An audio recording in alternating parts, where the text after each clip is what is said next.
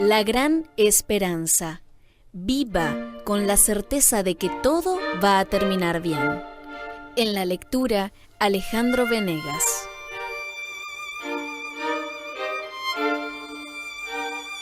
Capítulo 7. Nuestra única salvaguardia.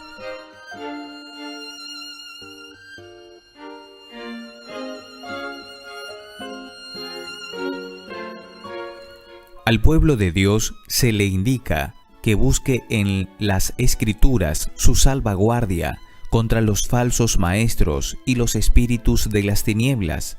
Satanás emplea todo medio posible para impedir que los hombres obtengan el conocimiento de la Biblia, cuyo claro lenguaje revela sus engaños. A cada nuevo reavivamiento de la obra de Dios, Él pone una actividad intensamente mayor, por lo que pronto se desplegará ante nosotros el engaño final contra Cristo y sus seguidores.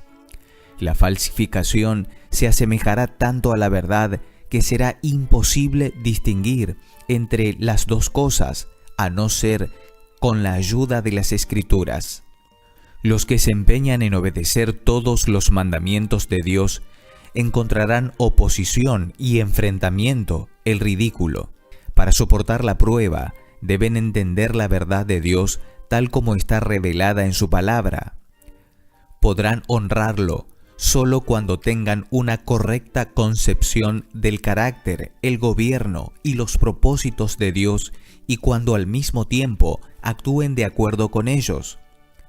Tan solo los que han fortalecido su mente con las verdades de la Biblia permanecerán de pie en el último gran conflicto. Antes de su crucifixión, el Salvador explicó a sus discípulos que Él sería muerto y resucitaría. Ángeles estuvieron presentes para grabar esas palabras en la mente y el corazón de ellos, pero las palabras fueron desterradas de la mente de los discípulos. Cuando llegó la prueba, la muerte de Jesús destruyó sus esperanzas tan completamente como si no les hubiera advertido de antemano. Así también, en las profecías, el futuro está abierto ante nosotros, tal como fue presentado por Cristo delante de los discípulos. Pero las multitudes entienden estas importantes verdades de modo tan incompleto que parecen como si nunca hubiesen sido reveladas. Cuando Dios envía advertencias, exige que cada persona, con uso de razón, preste atención al mensaje. Los terribles juicios contra el culto a la bestia y su imagen, Apocalipsis capítulo 14, versículos 19 al 11, deben inducir a todos a enterarse de lo que es la marca de la bestia y cómo evitar recibirla. Pero las masas de la gente no quieren la verdad bíblica, porque ésta se opone a los deseos del corazón pecador, y Satanás suministra los engaños que esas masas humanas aman. Pero Dios tendrá un pueblo que se aferrará a la Biblia y únicamente a la Biblia, como la norma de toda doctrina y la base de todas las reformas. Las opiniones de los hombres sabios, las seducciones de la ciencia, las decisiones de los concilios eclesiásticos, la voz de la mayoría, ninguna de esas cosas debe ser considerada como evidencia a favor o en contra de alguna doctrina. Debemos exigir un claro "así dice el Señor". Satanás induce a la gente a mirar a los pastores, ministros, clérigos, a los profesores de teología y a otros como su guía, en lugar de investigar las Escrituras por sí mismos. Al controlar a estos dirigentes, Él puede manejar a las multitudes. Cuando Cristo vino, el pueblo común lo escuchaba con alegría, pero los principales líderes de los sacerdotes y los dirigentes se atrincheraron en sus prejuicios, rechazaron la evidencia de su condición de Mesías, y la gente preguntaba: ¿cómo es que nuestros gobernantes y sabios, escribas, no creen en Jesús? Tales maestros condujeron a la nación judía a rechazar al Redentor. La exaltación de la autoridad humana. Cristo vio proféticamente la obra de exaltación de la autoridad humana para regir la conciencia, la cual ha sido una maldición terrible en todos los siglos. Sus advertencias a no seguir a los dirigentes ciegos fueron incorporadas en los registros bíblicos como una amonestación para las futuras generaciones. La Iglesia romana les reserva a los clérigos el derecho de interpretar las Escrituras. Aunque la Reforma ofreció la Biblia a todos, el mismo principio que Roma sostuvo impide que multitudes hoy militantes en las iglesias protestantes investiguen la Biblia por sí mismos. Se les instruye a aceptar las enseñanzas tal como las interpreta la Iglesia. Millares de personas no se atreven a recibir nada, por claro que resulte en la Biblia, que sea contrario a su credo. Muchos están listos para encomendar sus almas al clero. Pasan casi completamente por alto las enseñanzas del Salvador. Pero, ¿son infalibles los dirigentes religiosos? ¿Cómo podemos confiar en su dirección espiritual a menos que sepamos por la palabra de Dios que ellos son portadores de luz? La falta de valor moral conduce a muchos a seguir a los hombres y así se atan desesperadamente al error. Ven en la Biblia la verdad para este tiempo y sienten el poder del Espíritu Santo acompañando su proclamación. Sin embargo, le permiten al clero desviarlos de la luz.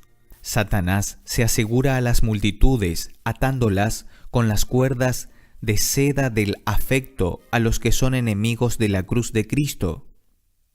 Este vínculo puede ser el de padres, hijos, esposos o meramente un vínculo social.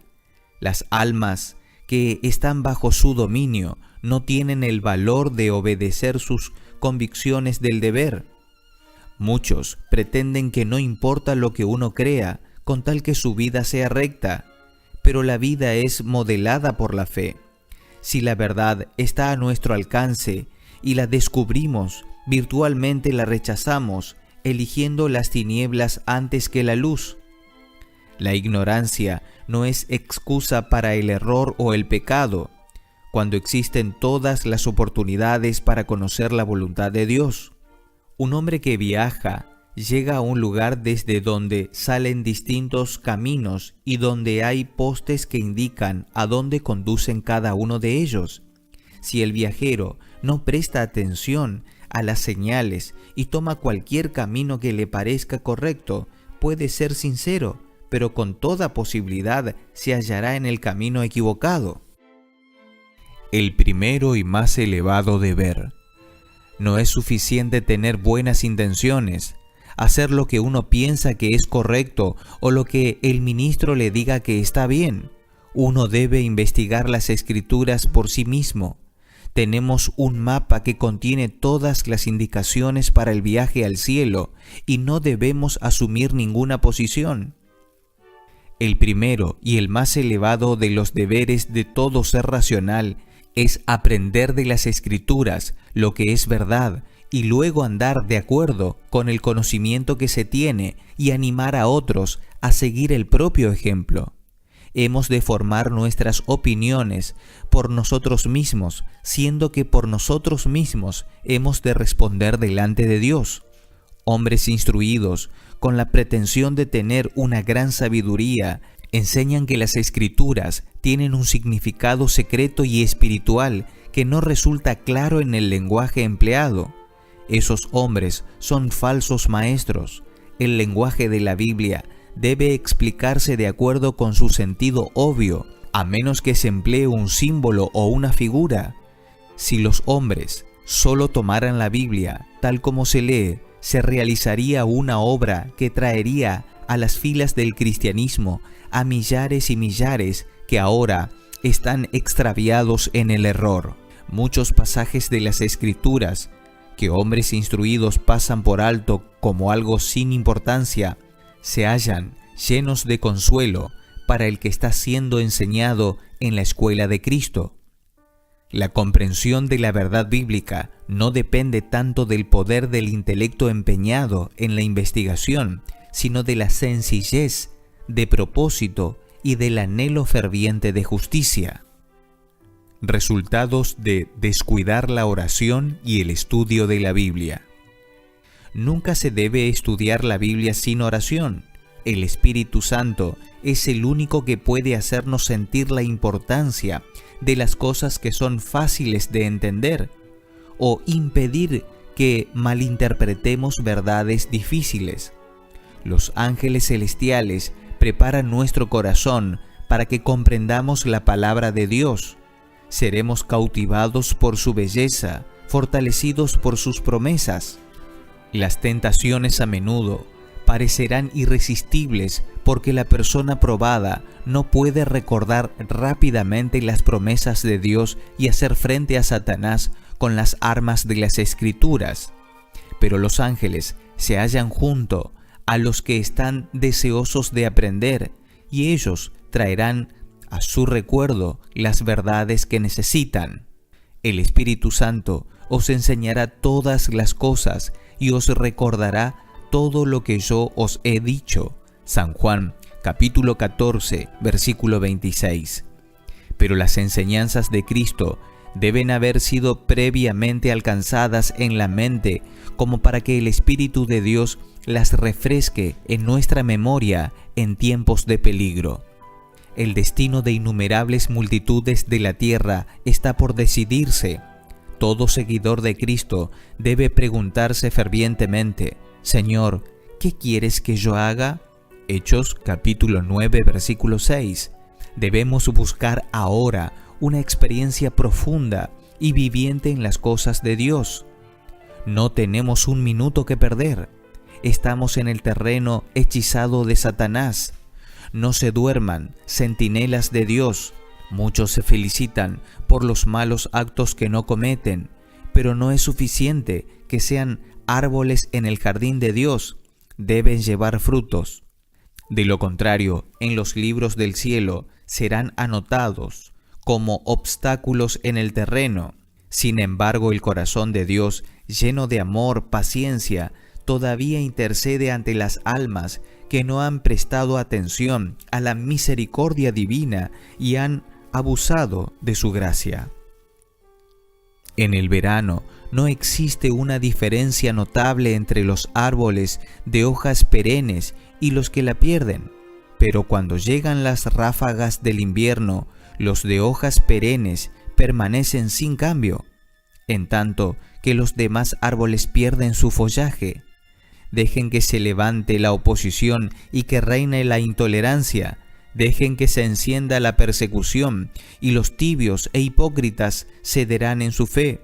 Pero el verdadero cristiano permanecerá firme, con su fe fuerte y con su esperanza más brillante que en los días de la prosperidad.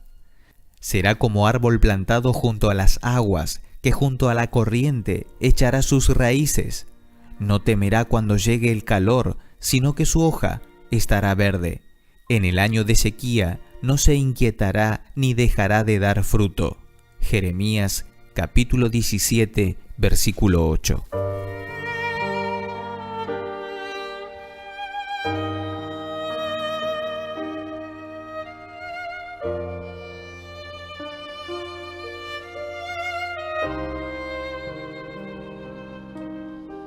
Esto fue La Gran Esperanza.